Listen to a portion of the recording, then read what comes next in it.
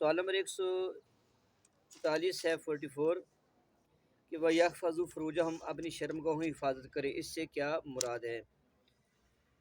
تو اس میں پہلی چیز یہ ہے کہ اپنی شرم گاہ کسی کو دیکھنے نہ دے، جس کے لیے حلال جس کو نہ دیکھنے دے، اور بدکاری سے بچے۔ اور بعض بن حکیم بن معاویہ اپنے باپ اور دادا سے روایت کہتے ہیں میں نے عرض کی یا رسول اللہ کہ جو ہماری شرم گاہیں ہیں ان میں سے ہم کیا کھلا رکھے اور کیا کس معاملے میں ہم ڈرے؟ تو حضور صلی اللہ علیہ وسلم نے فرمایا کہ اپنی بیوی اور لونڈی کے سوا ہر ایک سے اپنی شرمگاہ کی حفاظت کر۔ تو حضور صلی اللہ علیہ وسلم نے فرمایا کہ بعد کا آدمی کسی دوسرے آدمی کے ساتھ ہوتا ہے، تو حضور نے فرمایا کوئی دوسرا آدمی دوسرا مرد بھی تیری شرمگاہ نہ دیکھے۔ تو انہوں نے کہا یا رسول اللہ بعد کا بندہ تنہا ہوتا ہے اور اس کے پاس کوئی نہیں ہوتا، تو کیا اس وقت اپنے کپڑے اتار سکتا ہے؟ سرکار نے فرمایا اللہ تعالیٰ زیادہ حق رکھتا ہے کہ اللہ تعالیٰ کی حیا کریں بنسبت لوگوں کے۔ سوال نمبر 145 ہے کہ ایسے حماموں میں جانا کن حماموں میں جانا جائز اور کن حماموں میں جانا جائز نہیں؟ آج کل بیٹا وہ یہ پول بن گئے ہیں جو نہانے والے ہوتے ہیں، جہاں پہ سوئمنگ پول، جہاں پہ جو لوگ نہاتے ہیں جا کے، تو کیا سوئمنگ پول میں جا کے نہانا جائز ہے؟ نہیں نہانا چاہیے، لیکن اگر نہانے کو دل کر پہ ہے تو پھر بیٹا اس میں اتنا کرنا چاہیے کہ ایسے کپڑے کہ جو موٹے ہوں اور جس سے شرمگاہ نظر نہ آئے، تو تب جائز ہے ورنہ جائز نہیں ہے۔ فقہائے کرام نے پرانے زمانے میں یہ حمام ہوا کرتے تھے جہاں پہ لوگ کٹھے جا کے نہایا کرتے تھے، تو منع کیا۔ حمام سے مراد یہ ایک تو ہم حمام سمجھتے ہیں جو 2-4 فٹ کا کمرہ ہوتا ہے، یہ بیٹا دکان حمام نہیں ہے، بلکہ حمام سے مراد ایسا حوض ہوتا تھا کہ جہاں پر گرم پانی ہوتا تھا اور پورے شہر کے لوگ اس حوض میں آ کر نہایا کرتے تھے۔ جس طرح یہ ہمارے علی پور چٹھا میں 2 تھے، ایک یہ محلہ پرانا تالاب، یہاں پہ تالاب تھا، پکا تھا، پختہ تھا، اور دوسرا محلہ 12 دری میں، تو یہاں پہ لوگ گرم پانی آتا تھا، تو اس گرم پانی میں سارا شہر نہایا کرتا تھا۔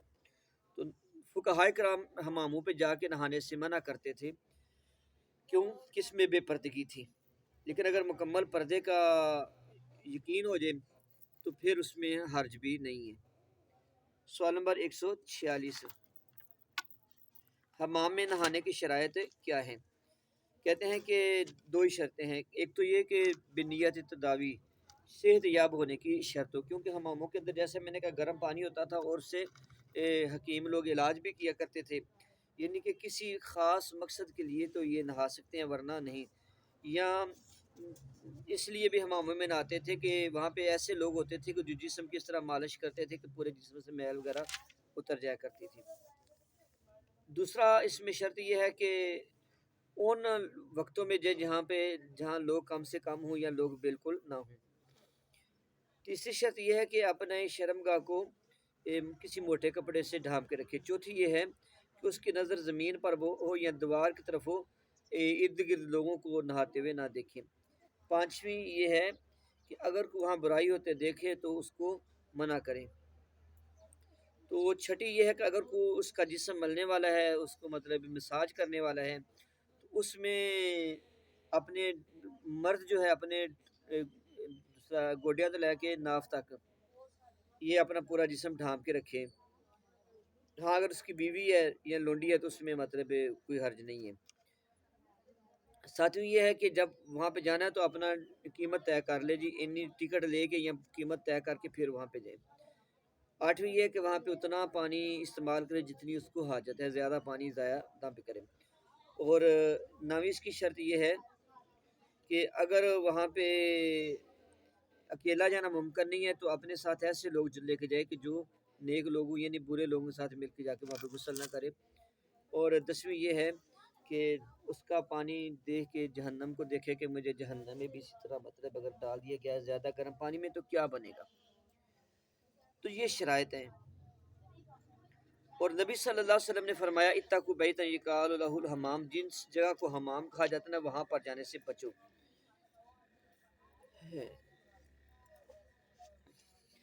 تو حضور نے فرمایا کہ اگر وہاں پر جانا ضروری ہی ہے تو پردہ کر کے جاؤ۔ اور حضور نے یہ بھی فرمایا کہ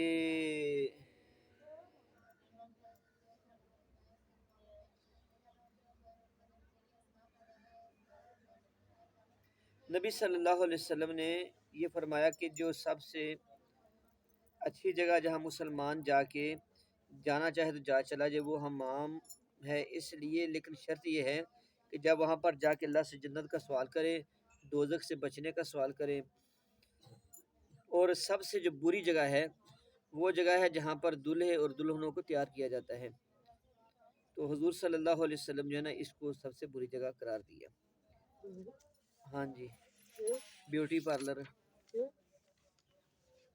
صرف وہ خوبصورتی تک نہیں نا کام رہتا، اگے بھی کام کر دینے نا، پلکنگ کرنا مطلب اس تو علاوہ جسم دے جڑی ہے نا چیزاں جس نوں اسی مسئلہ کہنے ہاں وہ چیزاں نہیں ہیں۔ سوال نمبر 147، نبی پاک صلی اللہ علیہ وسلم نے مردوں کو عورتوں کی طرف دیکھنے سے کیوں منع کیا؟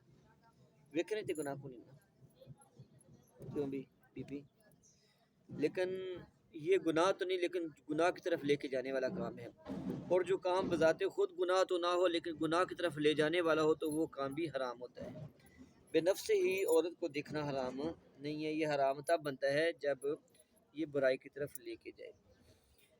تو حدیث پاک میں حضور نے فرمایا النظر السہم من سہام ابلیس مسموم، یہ جو نظر ہے نا یہ ابلیس کے زہر میں بجھے ہوئے تیروں کا میں سے ایک تیر ہے،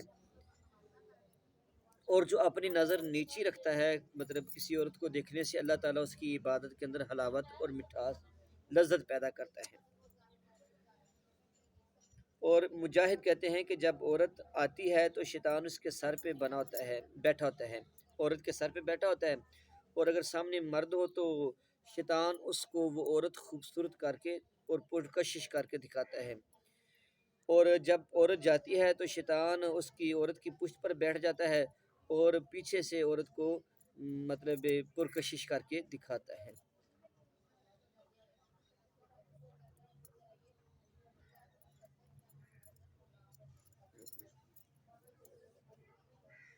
اور پھر صحیح مسلم میں سرکار نے فرمایا کہ اللہ تعالیٰ کسی بندے کے اگر مقدر میں زنا لکھ دینا تو وہ زنا کر کے رہتا ہے،